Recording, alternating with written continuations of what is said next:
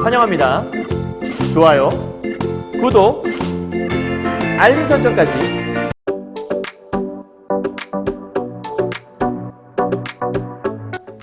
안녕하세요. 경화여고 2학년 선생님과 함께 독서와 문법 출제 포인트 정보 월수, 그다음에 화, 목반 수업을 듣는 친구들 만나서 반갑습니다. 선생님은 세계 최강 국어쌤 조인수 선생님입니다.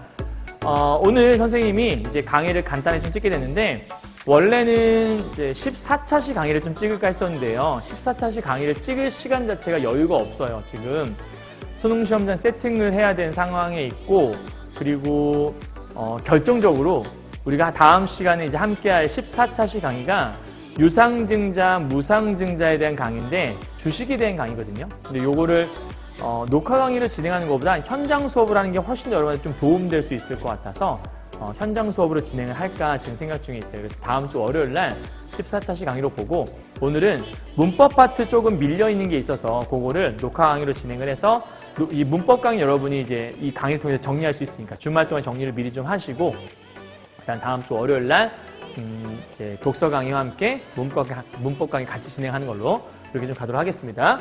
자, 오늘 페이지는 그 80페이지에 있는 9번 문제라 볼 수 있는데, 월수반 같은 경우에는 월수반도 지금 아마 9번까지 강의를 했던 것 같거든요. 그래서 9번까지 강의했으니까 같이 10번부터 보면 될 것 같은데, 일단 지난번에 9번에 대한 강의 얘기하면서 동음이어 얘기했을 거예요. 잘 기억나시죠?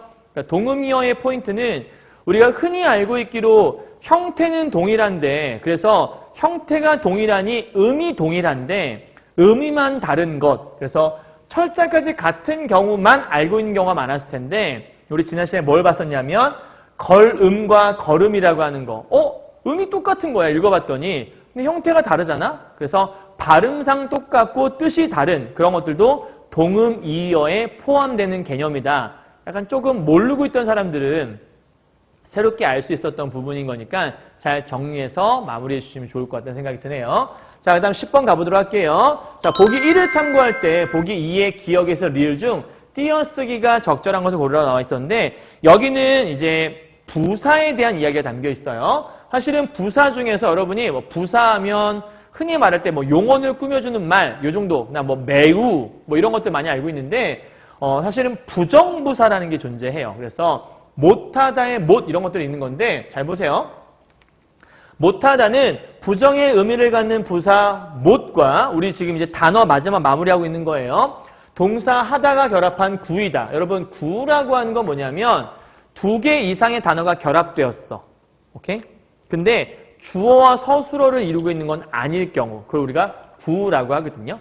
자, 근데 못 플러스 하다가 결합한 구이고 못하다는 한 단어다. 쉽게 말하면 얘는 한 단어가 아니라는 거죠. 그렇죠?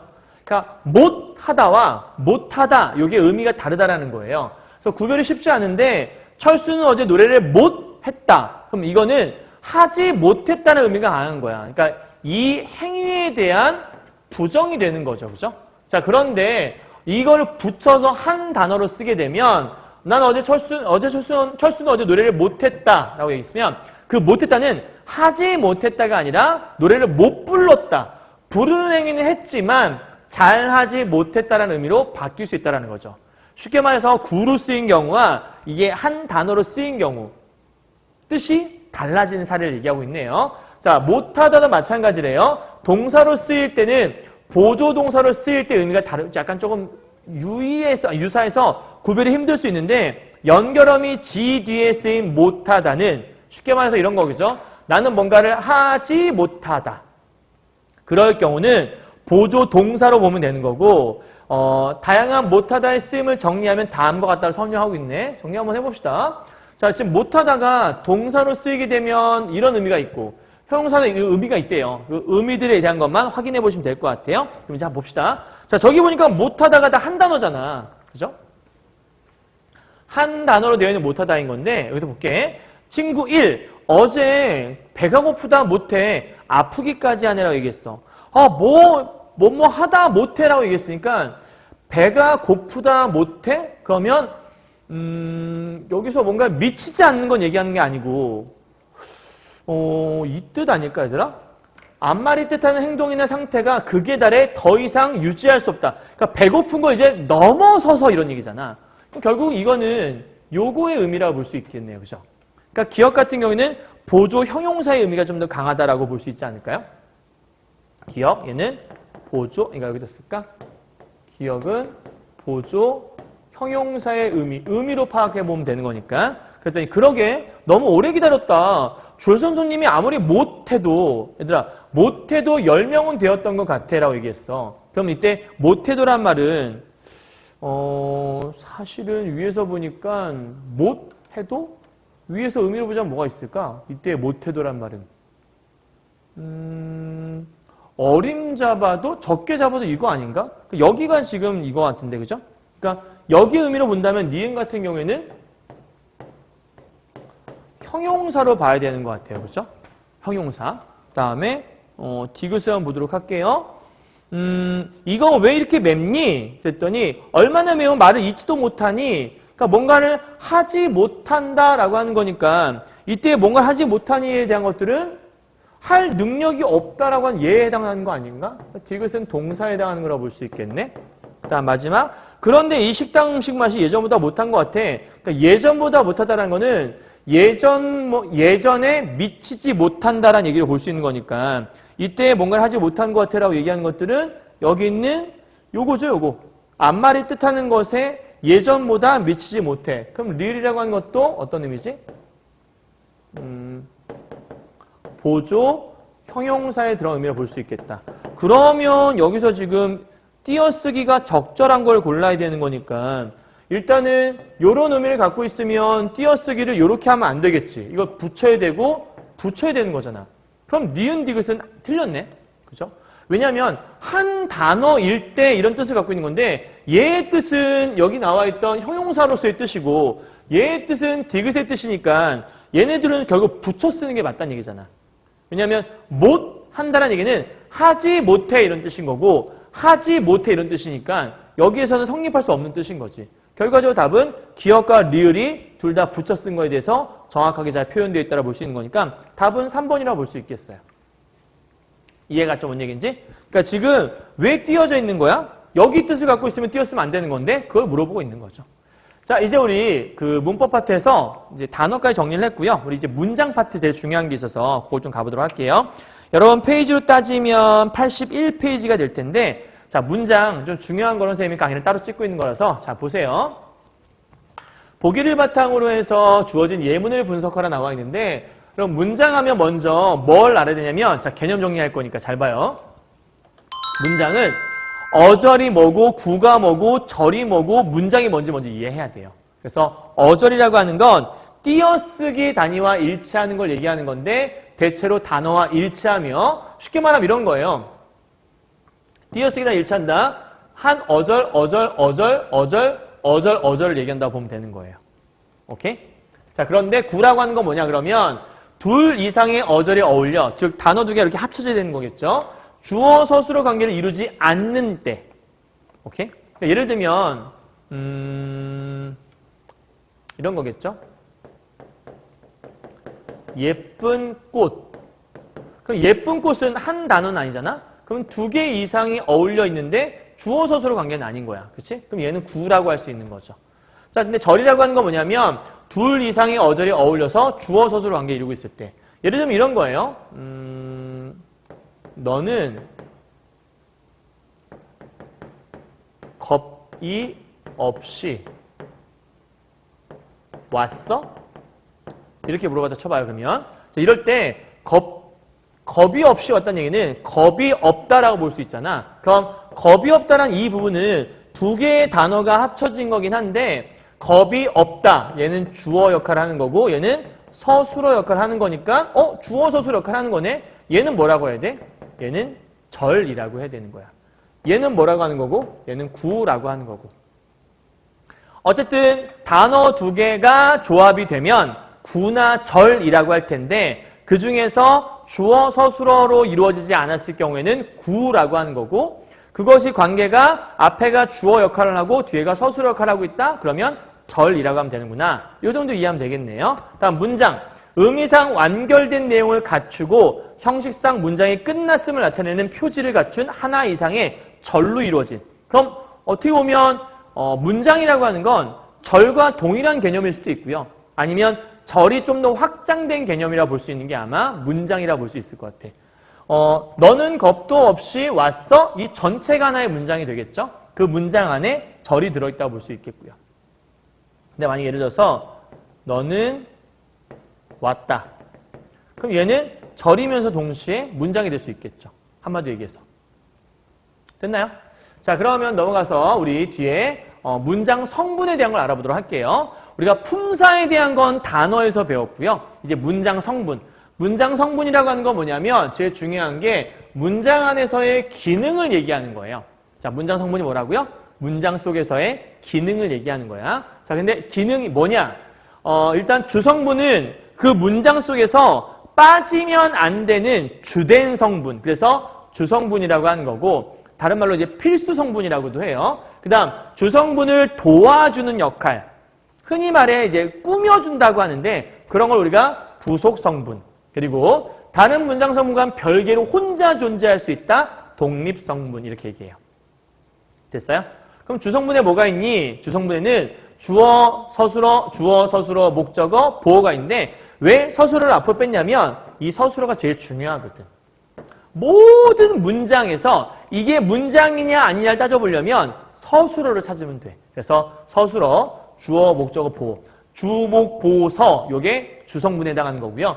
부속 성분에는 꾸며주는 말이니까 체언을 꾸며주는 관형어, 용언을 꾸며주는 부사어 이 두 개가 있다 볼 수 있고 독립 성분은 독립어 이렇게 보면 되는 거예요.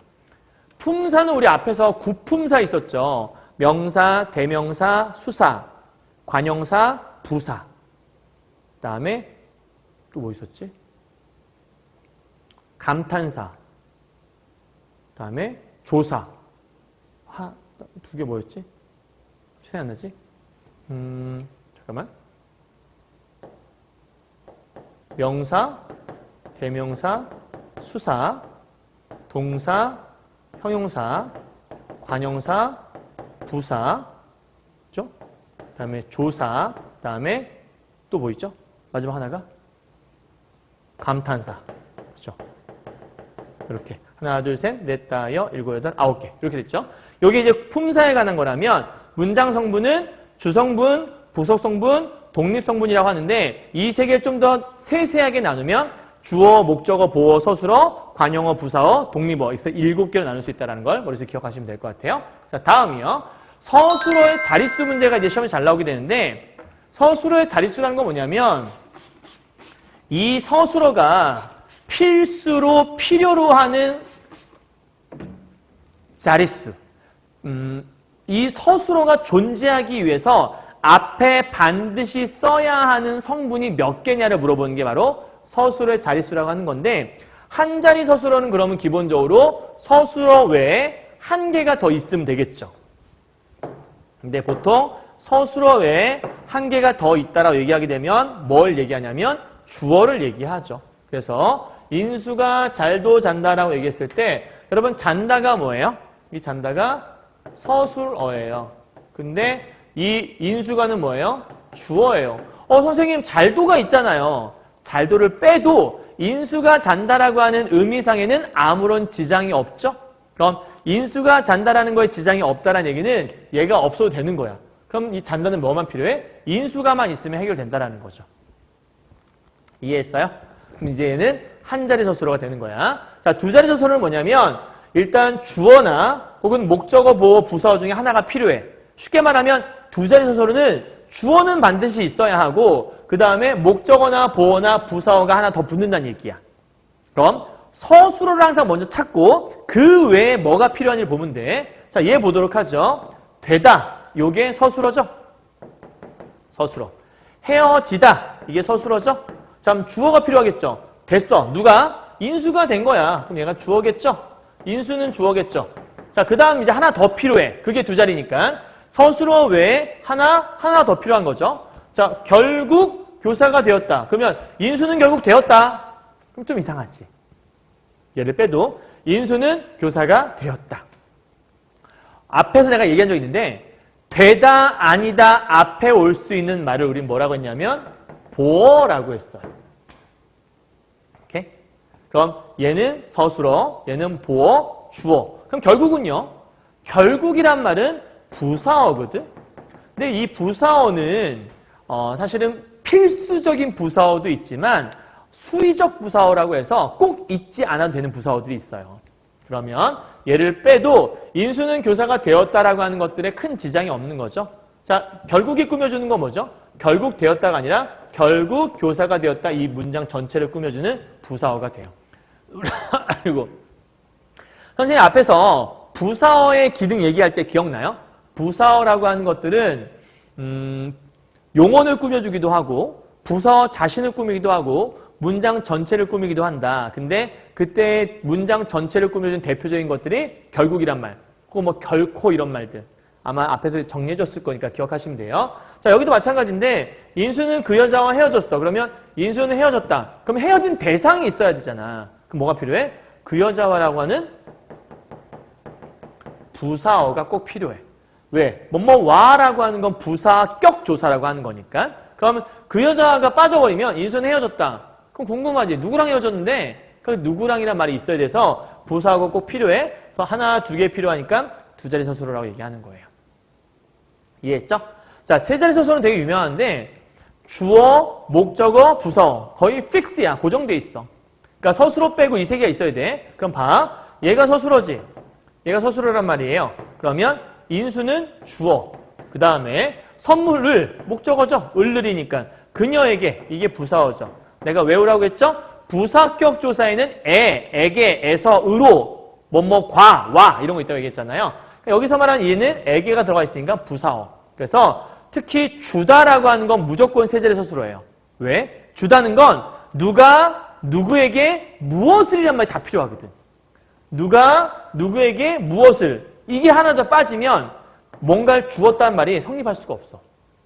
다음 삼다도 마찬가지야. 누가 누구를 무엇으로 혹은 누가 무엇을 무엇으로 라는 말이 들어가거든. 근데 여기 보게 되면 인수는 주어, 예쁜 그녀를 전체가 목적어, 양녀로 내가 에게, 에서, 으로라고 얘기했죠? 예, 부사어. 이렇게 기억하시면 돼요. 알겠죠? 자, 문장 들어갈 때 제일 먼저 하는 문장 성분. 그 중에서도 서술어. 정말 중요한데 서술어의 자릿수 문제는 시험에 잘 나오기 때문에 꼭 기억해 두셔야 돼요. 자, 여러분 잠깐 하나만 보도록 할게요. 인수는 매우 예쁘다라고 얘기했어요. 자, 질문. 예쁘다는 몇 자리 서술어일까요? 선생님, 2개요. 이렇게 얘기하면 안 된다는 얘기예요. 왜? 얘가 빠져도 인수는 예쁘다. 인수가 예쁘다는 말은 성립할 수 있잖아. 그러니까 매우라고 하는 건 얘를 좀 더 강조해준 역할을 하는 것 뿐이지 빠져도 아무런 지장이 없어. 그런데 인수는 영희와 싸웠다라 얘기했어. 그때 얘를 빼버리면 인수는 싸웠다. 그럼 본래 문장과 의미가 너무 달라지잖아. 얘는 얘가 빠져도 인수가 예쁘다는 사실은 변함이 없어. 들어가면 인수가 매우 예쁜 거야. 결국 예쁘다는 얘기잖아. 근데 여기는 인수는 싸웠다. 그럼 싸웠대. 누구랑 싸웠는데? 의미가 이상해지지? 그러니까 영희와가 빠져버리면 이때는 이상해지는 거야. 그래서 얘는 꼭 필요해. 따라서 이때는 싸웠다라는 거는 몇 자리 서술어야? 2자리 서술어다. 이렇게 얘기를 해야 되는 거야. 이해했죠? 그러니까 앞에 있는 걸 다 세는 것이 아니라 필수적으로 필요한 것들만 세는 것이 자릿수 문제다. 이렇게 기억하시면 되는 거예요. 자, 다음 넘어가 볼게요. 가자. 요거는 선생님이 표시를 미리 좀 해갖고 온 거거든? 뭐가 필요한지 얘기한 거라서 서술어 빼고 꼭 필요한 부분이 무엇인지를 설명해 준 거니까 체크하시면 돼요. 자, 그럼 1번 문제 한번 보도록 하죠. 문장 성분 간의 호응이 이루어지지 않으면 비문법적인 문장이 된다. 따라서 문장을 쓸 때에는 문장 성분 간의 호응이 매우 중요하다라고 설명했었는데 잘 보세요. 주어 서술의 호응, 그러니까 문장 성분 간의 호응에 대한 문제가 자주 나오거든? 그래서 이런 문제를 출제한 거라 보면 될 것 같아. 자, 보면 일단은 주어와 서술어, 목적어와 서술어, 부사어 서술어 잘 호응한지 뭐라고 얘기하는 것 같아. 일단 첫 번째, 그 일은 여간 어려워서 시간 내에 다 끝낼 수가 없다. 얘들아, 여간이란 말은 뭐랑 오냐면 여간 뭐뭐하지 않아서라고 해서 이 여간이란 말은 부정어와 호응을 이루는 말이야. 그러면 여간과 서술어 어려워서가 호응하지 않기 때문에 비문법적이란 말은 틀린 설명이 아니라고 볼 수 있는 거예요. 그거 정말 여간 어렵지 않은데? 이렇게 얘기하지. 여간 어렵다. 그럼 이상한 말이 되는 거야. 이해했지? 두 번째, 내가 이 글에서 강조하고 싶은 점은, 그러니까 내가 뭐뭐 하고 싶은 점은 우리 교육이 창의성을 강조해야 한다? 좀 이상하지 않니? 그죠? 이게 지금 주어잖아요. 이게 지금 서술어인 거고. 그럼 내가 강조하고 싶은 점은 바로 뭐뭐라는 점이야. 혹은 뭐뭐라는 것이다. 이렇게 얘기되는 건데 주어, 내가 뭐뭐한 점은 서술어 이것기 호응하니? 호응 안 하잖아. 틀렸죠. 그죠? 그러니까 지금 적절하지 않은 거니까 오케이. 정답은 2번이 될 수 있겠네요. 무슨 말인지 이해했죠? 그러니까 이 문장 성분간의 호응이 되게 잘 나오니까 잘 기억해 주시고요. 3번. 지원서 서식은 저희 회사 누리집에서 내려받으세요. 목적어 지원 서식은 서술어 내려받으세요. 호응함으로 문법적이다. 그쵸? 서식은 어디에서 내려받으세요. 근데 사실은 이 서식은이라고 돼 있지만 목적어라고 돼 있잖아. 요거는 지원서 서식을 저희 회사 누리집에서 내려받으세요 라는 의미를 바꿀 수 있기 때문에 성립한다는 얘기를 하는 거고요. 자, 모름지기 알아야 한다. 모름지기는 알아야 한다고 호응하기 때문에 모름지기 뭐뭐 해야 돼 라고 의무를 가리키는 말이니까 맞는 말이겠죠. 다섯 번째, 인류는 환경을 변화시키기도 하고 적응하기도 하고. 얘들아 봐라. 환경을 변화시키기도 하고 그럼 환경을 적응하기도 하고. 이상하지 않니? 여기에 걸려있는 말들인 거거든. 환경을 변화시키기도 하고 환경을 적응하기도. 그럼 이상하잖아. 그래서 환경을 서술어 적응하기도와 호응하지 않기 때문에 비문법적이다. 그럼 어떻게 고쳐야 돼? 환경을 변화시키기도 하고 그 환경에 적응하기도 하면서 환경에란 말이 좀 들어가줘야겠지. 됐지? 자, 여기까지. 자, 2번 갈게요. 자, 보기는 밑줄 친 부사어를 탐구하기 위한 예문이다라고 되어 있는데 부사어에 대한 설명 나와 있는 거야. 우리 앞에서 부사도 배웠는데 부사어에 대한 거 정리를 잘 하셔야 돼요. 일단 첫 번째 중요한 포인트가 부사어에 대한 정리를 한번 해볼 거거든요. 부사어는 부사가 부사어로 된 것, 용언의 부사형이 부사어로 된 것, 체언과 조사의 결합이 부사어로 된 것들이 있다. 그러니까 부사어를 만드는 방법을 얘기하는 거야. 한마디로 얘기해서 매우 예쁘다라고 했을 때 이 매우라고 하는 건 말 그대로 진짜 부사예요. 근데 용언의 부사형이라고 하는 건 뭐냐면 예를 들면 뭐가 있을까? 깊이 빠졌다라고 얘기했어. 그럼 이때 깊다라는 거에다 이가 들어가서 요게 얘를 이렇게 해서 꾸며주고 있잖아. 그러니까 깊다라는 말에 요게 부사처럼 쓰이고 있는 거죠. 오케이? 그래서 깊이 빠졌다라고 얘기하게 되면 부사어처럼 돼버리는 거예요. 그 다음 체언과 조사의 결합이 부사어가 된 거는 아까 얘기했지만 인수와 싸우다. 그럼 이거는 체언과 조사의 결합이라고 볼 수 있는 거니까 오케이라고 볼 수 있겠죠. 깊이는 안 되겠다. 개가 돼야겠다. 왜냐하면 이가 붙으면 품사가 변화해버리거든. 그래서 개가 맞는 것 같아. 그럼 여기 보게 되면 봐봐. 지하철을 타면 더 빠르게 학교에 갈 수 있다. 그러면 더라고 하는 거는 부사가 부사된 거. 그 다음 빠르게라는 말은 빠르다에 개가 결합된 용언의 부사형. 학교에라고 하는 건 체언과 조사의 결합. 이렇게 세 개 볼 수 있는 거야. 간단하게 얘기해서. 그래서 부사어는 주로 용언을 수식하지만 관형어나 다른 부사어, 문장을 수식하기도 하고 문장이나 단어를 이어주기도 한다. 이게 되게 많은 역할을 한다. 그거 기억하면 될 것 같아요. 자, 부사어에 대해서 선생님 따로 정리를 한번 해봤어요. 요건 꼭 여러분 찍어두시고, 찍어두는 게 아니라 제가 어차피 녹화 영상으로 보고 있는 거니까 여러분이 정리를 잘 해두시면 될 것 같아요. 자, 부사어는 부사 자체가 부사가 될 수 있다. 이런 뜻이에요. 그러니까 부사의 가장 기본적인 기능은 용언을 수식하는 게 부사야. 그래서 부사어의 기능도 용언을 수식하는 게 가장 기본적인 건데 얘처럼 부사 자체가 부사어가 될 수 있어. 인수 상태가 가장 좋다. 요 가장이란 말이 부사가 되겠죠. 그렇죠? 인수 자체가. 그다음에 체언 플러스 부사격 조사 더해지게 되면 방금 우리가 봤던 거라고 볼 수 있겠죠. 인수가 너에게 갔었지라는 부분, 아이고 넘어갔다. 너에게 갔었지라는 부분 있죠. 그다음에 인수가 오락실로 조사에게 조사. 인수는 너와 달라. 요거 조사하겠죠. 이런 거 얘기하는 거예요. 세 번째, 용언과 부사형 어미. 정확히 말하면 부사형 전성어미라고 하는데 빠르게 얘 얘기하는 거예요. 그다음 네 번째, 용언이나 관용어나 부사어나 문장을 수식하는 게 부사어인 거고 단어나 문장을 이어주기도 하더라. 아까 얘기했어요. 다섯 번째, 문장 부사어는 성분 부사어에 비해서 위치 이동이 자유로운 편이다. 무슨 말이냐면 봐봐요, 여러분.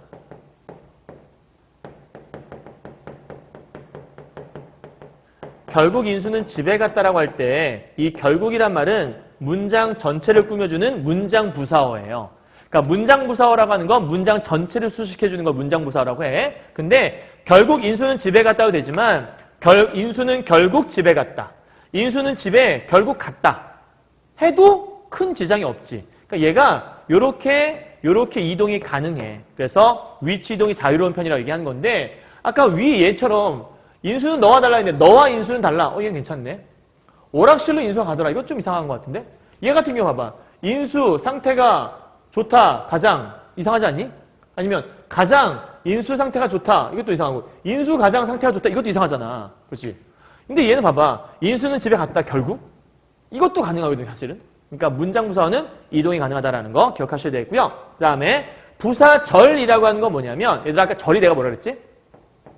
절은 주어 플러스 서술어로 된 거라고 얘기했었지? 오늘 이따가 선생님이 제일 중요한 아는 문장 얘기할 건데 자 주어 서술어 결합된 게 절이라고 해.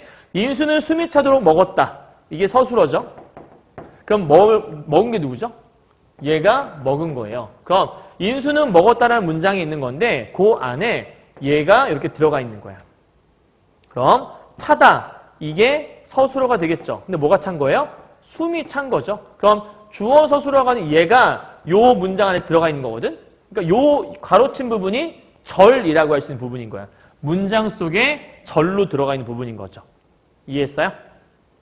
오케이. 부사절이라고 얘기하는 거야. 이게 부사절이냐면 도록이란 말 있지. 이따 설명할 건데 이게 도록이란 말이 붙으면 부사절이라는 게 성립될 수 있어요. 다음 보조사도 부사에 결합 가능하다. 부사어 예를 들면 인수가 나에게까지 아까 부사어였잖아. 근데 는 이게 보조사야.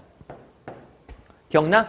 보조사 잘 나오는 거 내가 4개 기억하라 그랬거든. 은는 도만 외우고 있니? 은는 도만. 인수는 나에게는 소중한 사람이야. 인수는 잘도 잔다야. 그러니까 인수는 잘 잔다인데 잘 뒤에 도가 붙었잖아.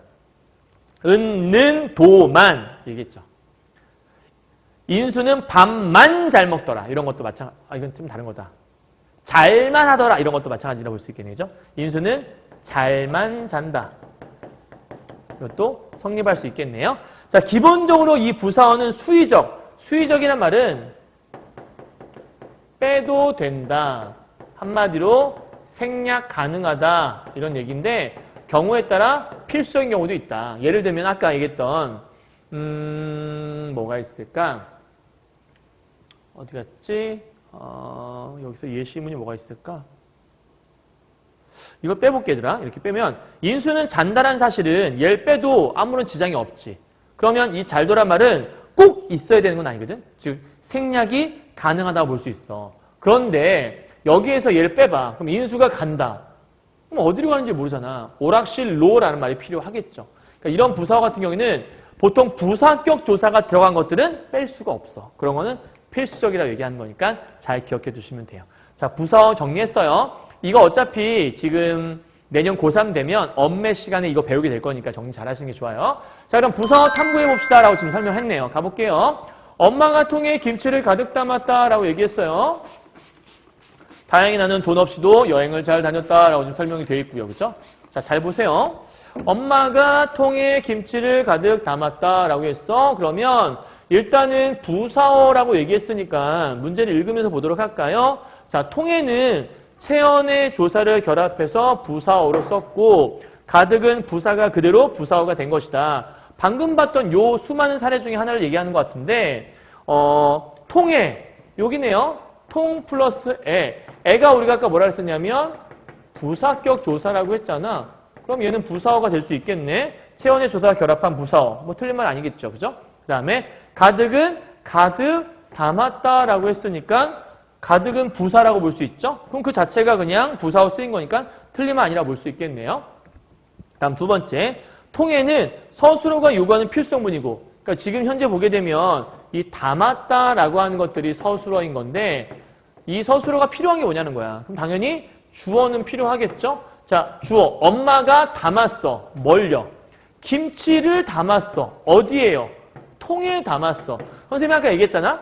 부사격 조사가 붙은 것들은 대개는 진짜 필요한 것이 많다고. 그래서 참고로 담다라는 말은 기본적으로 세 자리 서술어에 들어가. 그래서 세 자리 서술어에 자주 들어가는 것들 중에 하나가 주다, 삶다, 담다.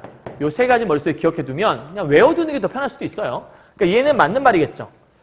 서술어가 요구한 필수성분이고 가득은 서술어 요구한 게 아니다. 왜? 가득을 빼도 김치를 통에 담았다는 사실은 변하지 않거든. 그러니까 얘는 꼭 필요한 건 아니고 얘는 꼭 필요한 거고. 얘도 부사어긴 하지만 생략해도 가능해. 그러니까 수의적인 성분, 필수적인 성분이라고 볼 수 있는 거네. 그럼 적절하지 않고 고르는 거니까 3번 갑시다. 자, 니은의 다행이는 문장 전체를 꾸미고 다행히 나는 돈 없이도 여행을 다녔다. 다행히는 전체를 꾸미면 다행히 뭐뭐 하다라는 거잖아. 다행히 돈 없다. 이거 아니잖아. 다행히 다녔다. 이것도 이상하잖아. 그러니까 다행히는 전체를 꾸미는 말이 될 수 있는 거죠. 근데 잘 여기 보면 잘 같은 경우에 잘은 다녔다만을 꾸민다. 잘이 어디 있지? 여기 있다. 얘네. 요거 얘는 얘를 꾸민다. 맞는 말이잖아. 틀린 말 아니겠네. 그죠? 그러니까 얘는 하나의 성분만을 꾸미는 잘은 성분 부사어라고 하는 거고 앞에 있는 이 다행히는 문장 전체를 꾸미는 거니까 얘는 문장 부사어라고 하는구나. 이렇게 여러분 정리하시면 될 것 같아요. 됐나요? 자, 그리고 4번 보시면 돈 없이도는 주어와 서술어를 갖춘 절이 부사어로 쓰인 것이다. 돈 없이도. 선생님 아까 얘기했었는데 잘 봐요 여러분.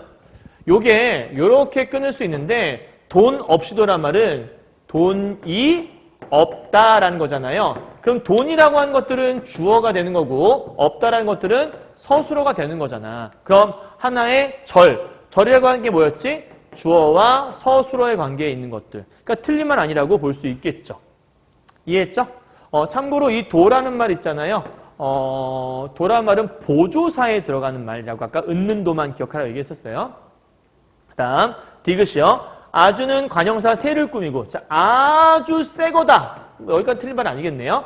참은 서술어 쓰고 참 쓰고 있다. 맞니? 좀 이상하지 않아? 참 쓰고 있다는 이상하잖아. 그럼 참어 뭘 꾸미는 거야? 참 유용하다를 꾸미는 거겠지. 그러니까 쓰고 있다가 아니라 유용하다를 꾸미는 답은 5번이 될 수 있겠네요. 됐어요? 여기까지요?